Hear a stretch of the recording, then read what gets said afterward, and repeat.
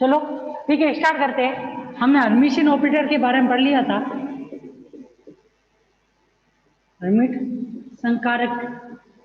ठीक है, आज हमें क्या पढ़ना है, इस हर्मिट संकारक की प्रॉपर्टी के बारे में पढ़ना है कि कोई भी हर्मिट संकारक है, कोई भी अगर ऑपरेटर है, वो हर्मिट संकारक कहलाता है। तो अगर उस हर्मिट संकारक कहला रहा है तो उसकी प्रॉपर्टी क्या होगी, उसकी प्रॉपर्टी के बारे में भी हमें मालूम होना चाहिए। तो हर्मिट संकारक के लिए जो मेन प्रतिबंध है, कोई भी ऑपरेटर अगर हर्मिट संकारक है तो वो कौन से प्रतिबंध को फॉलो करता है, वो इस प्रतिबंध को फॉलो करता है, sine A cap star phi d v equal to क्या आता है, sine star A cap phi DV.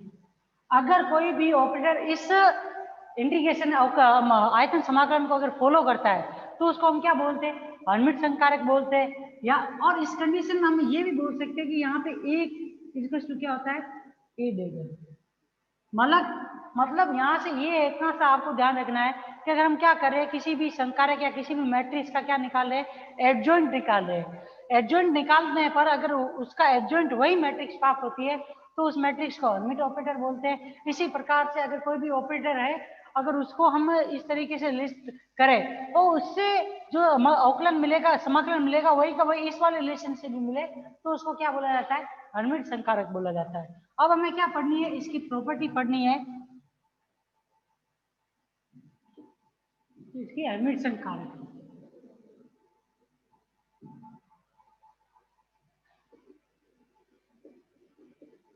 Hermit संकारक की विशेषता।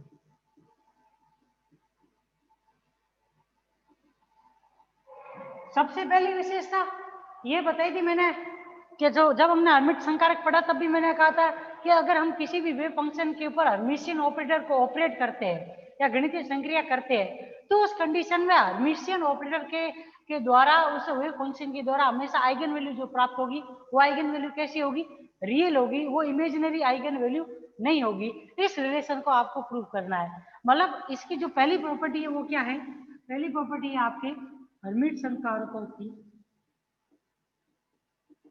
हर्मिट संकारकों के आइगन मान क्या होते हैं, वास्तविक होते हैं। मान कैसे होते हैं, वास्तविक होते हैं।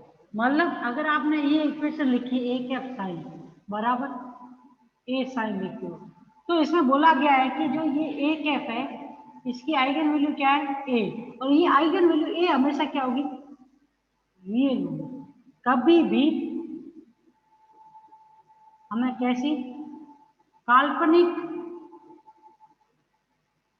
आइगन वैल्यू नहीं प्राप्त होगी।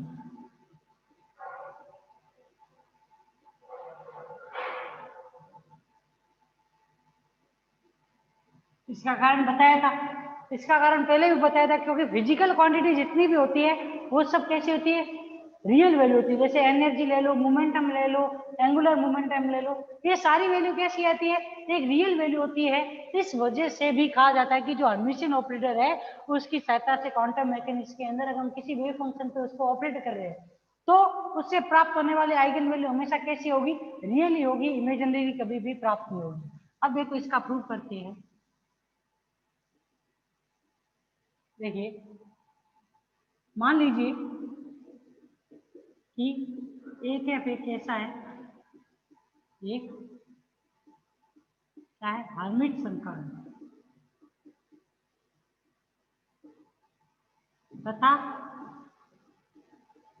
साई एक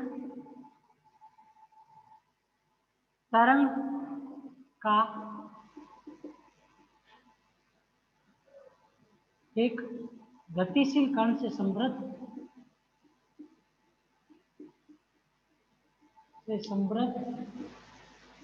तरंग का क्या है, का तरंग फलन है।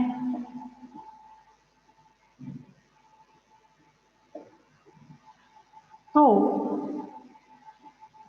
इसके लिए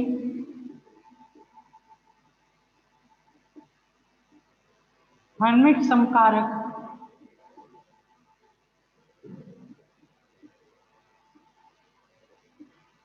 का आयतन समाकलन प्रतिबंध क्या होगा?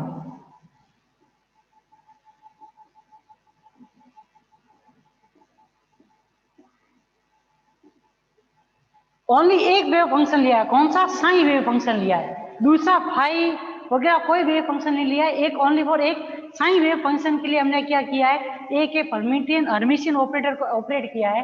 तो उस कंडीशन में अगर हम आयतन समाकलन संबंध को इसके लिए लिखना चाहेंगे तो वो किस प्रकार से लिखा जाएगा?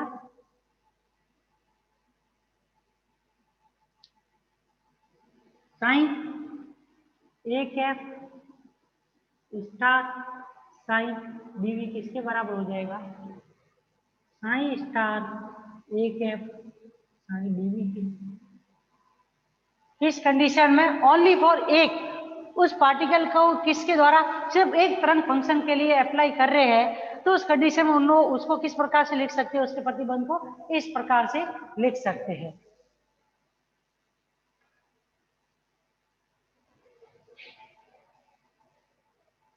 ठीक है।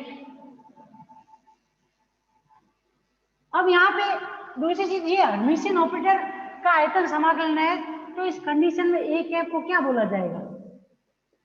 स्व संलग्न या फिर सेल्फ एडजॉइंट ऑपरेटर बोला जाएगा, स्व संलग्न संकारक बोलेंगे। ठीक है, तो ए कैप एक क्या है? स्व संलग्न संकारक है। ए कैप एक स्व संलग्न संकारक मतलब ए किसके बराबर होगा? ए डैगर के बराबर होगा। ठीक है, जब ए डैगर के बराबर है और यदि संकारक ए कैप का आइगन फलन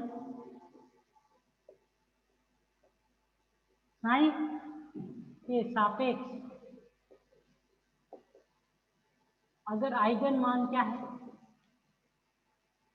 मान स्मॉल ए है,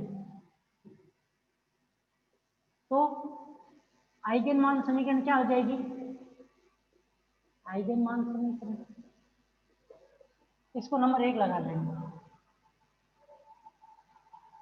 तो उस कंडीशन में आइगन मान समीकरण जो आएगी ऑपरेटर किसके ऊपर? साइन के ऊपर ऑपरेट हो रहा है और उसके सापेक्ष आइगन वैल्यू क्या मिल रही है? स्मॉल ए मिल रही है। तो आइगन मान समीकरण के बारे में हमने पहले ही आइगन मान और आइगन फंक्शन के बारे में जब पढ़ा था उस समय मैंने बताया था कि अगर हम ए कैप को साइन के ऊपर ऑपरेट करते हैं तो वहां से हमें ए के रूप में स्थिरांक राशि के साथ में क्या होता है? एक वेव फंक्शन वापस वही वेव फंक्शन मल्टीप्लीकेशन के रूप में मिलता है। यहाँ पे इसको क्या बोला जाता है? आइगन मान समीकरण। ये क्या होती है? आइगन मान समीकरण। ये क्या है? आइगन फलन। ये क्या है? आइगन मान या फिर आइगन वैल्यू। ठीक है, अब देखो इस नंबर इसको नंबर लगा दो आप 2। अब क्या करो? समीकरण नंबर 2 से किसमें मान रख दो? 1 में। क्या करेंगे? इक्वेशन नंबर 2 से मान किसमें रखेंगे? मान इक्वेशन नंबर 1 में रखना है। इक्वेशन नंबर 2 से जब मान 1 में रखोगे तो क्या आ जाएगा? Integration sign A cap. ठीक है, साइन ए कैप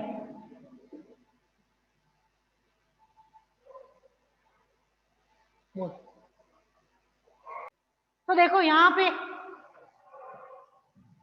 क्या आ जाएगा?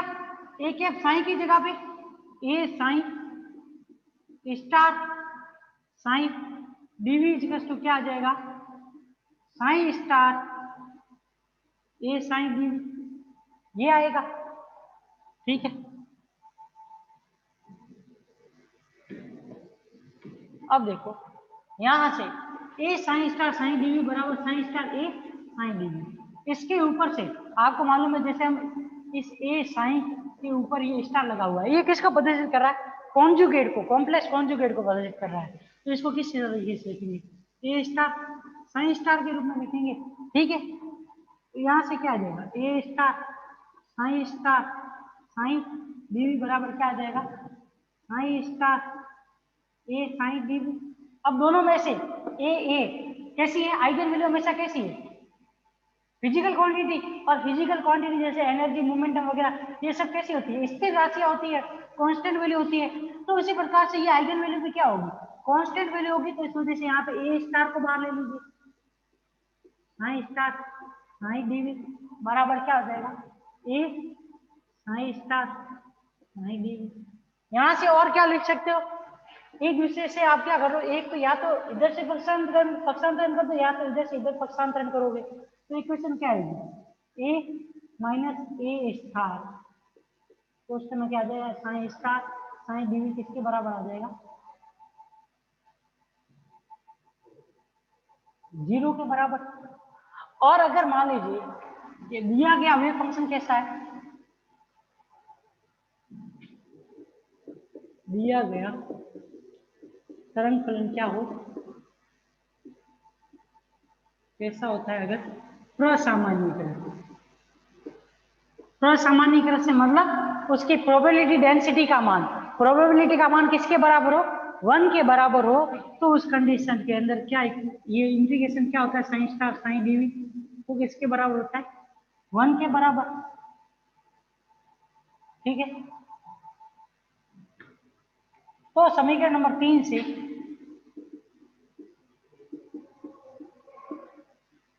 साइन स्टार साइन डीवी तो 1 के बराबर, मतलब वो 0 के बराबर नहीं है। तो उस कंडीशन में 0 के बराबर क्या है? ए माइनस के ए स्टार किसके? 0 के बराबर। मतलब ए किसके बराबर आ रहा है? ए स्टार के बराबर आ रहा है। तो यहां से इस समीकरण नंबर 4 से क्या इसका स्पष्ट होगा? इस समीकरण नंबर 4 से ये स्पष्ट है कि जो भी हम हर्मिशियन ऑपरेटर के लिए जो प्रतिबंध लगा रहे उसके किसी भी फंक्शन के ऊपर अगर हम हर्मिशियन ऑपरेटर लगाएंगे ना, तो इक्वेशन नंबर 4 से स्पष्ट है कि उससे हमेशा हमें कैसी वैल्यू मिलेगी? आइगन वैल्यू मिलेगी। हमेशा ही वास्तविक या फिर रियल आइगन वैल्यू की प्राप्ति होती है। तो यहां से हम क्या कहेंगे?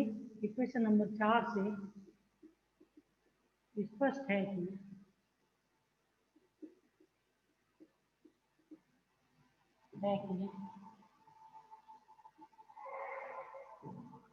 सभी हर्मिट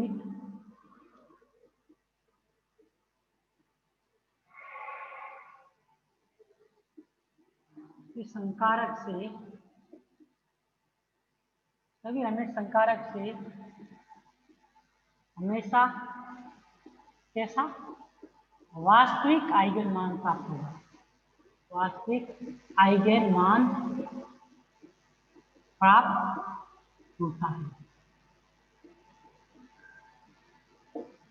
ठीक है ना? सेकंड इसकी कंडीशन वो नेक्स्ट क्लास में करेंगे। ठीक है ना?